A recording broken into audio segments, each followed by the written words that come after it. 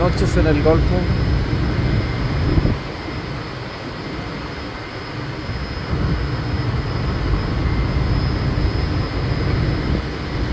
Allá a lo lejos se ve la luna.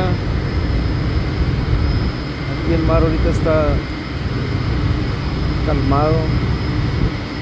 Aquí en el trabajo tenemos en la plataforma, ahorita está saliendo mucho gas.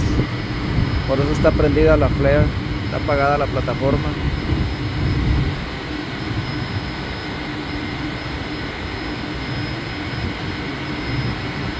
Pero todo normal, no pasa nada. Más quería presentarles de noche, el Golfo de noche, con su luna.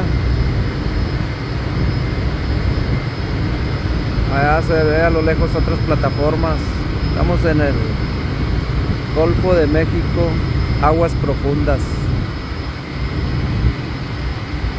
Para el que quiera conocerlo, aquí se las presento. Estamos en el trabajo.